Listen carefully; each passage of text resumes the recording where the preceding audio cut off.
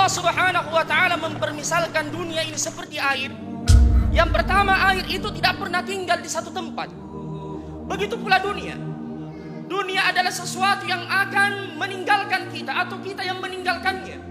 Dunia yang kita kejar, dunia yang kita membanting tulang cari nafkah untuk mendapatkannya, berjibaku, bahkan ada yang menghalalkan segala macam cara. Sesungguhnya ketahuilah dia adalah sesuatu yang fana dan tidak bernilai di sisi Allah Subhanahu wa ta'ala.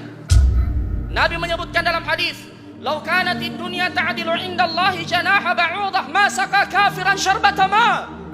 Andaikan dunia memiliki nilai di sisi Allah seperti nilai sehelai. Coba perhatikan. Nabi tidak mengatakan seperti nilai seekor nyamuk, tapi sehelai sayap nyamuk. Maka tak seorang pun di antara orang kafir yang diberi minum oleh Allah Subhanahu wa ta'ala walaupun seteguk air. Tapi karena dunia ini sebagaimana namanya adalah ad-daniyah, sesuatu yang hina, ad-dunu, sesuatu yang dekat. Maka coba kita lihat, Allah memberikan dunia kepada orang yang ia cintai dan kepada orang yang ia benci. Bahkan mungkin bagian orang kafir dari dunia ini lebih banyak dari apa yang didapatkan oleh orang-orang yang beriman.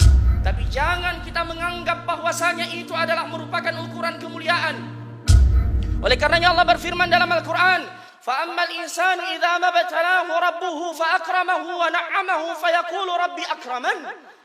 Sesungguhnya manusia ketika Allah Subhanahu wa ta'ala mengujinya, coba lihat, ibtalahu rabbu, dia diuji oleh Allah. Perhatikan ini, ujian dari Allah. Fa'akramah, dia dimuliakan, wa na'amah, dan diberikan nikmat yang berlebih. Fayaqulu rabbi akraman, dia mengatakan Tuhanku memuliakan aku, saya adalah orang yang paling terhormat. Dia menganggap dirinya kaya raya, tinggi jabatannya, pangkatnya, dan seterusnya. Sebagaimana perkataan orang kafir di zaman Nabi yang bernama Al-As bin Wa'il, ketika Allah mengabadikan perkataannya di dalam Al-Quran, afara'aita alladhi kafara bi ayatina wa qala la'utayanna mala wa walada.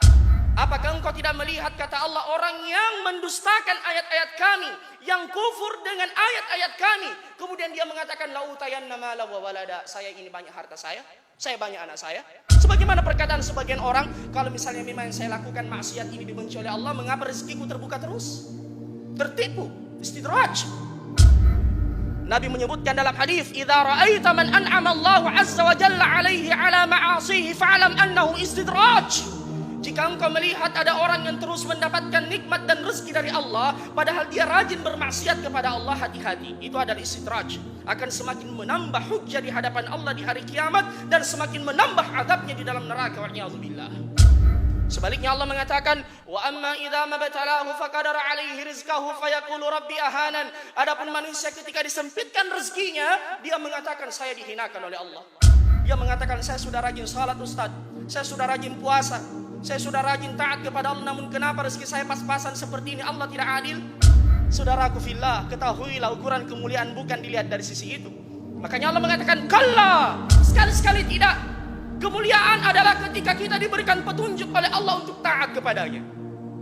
Dan kehinaan adalah ketika seseorang jauh dari agama Allah, walaupun ia bergelimang harta jamaah rahimakumullah.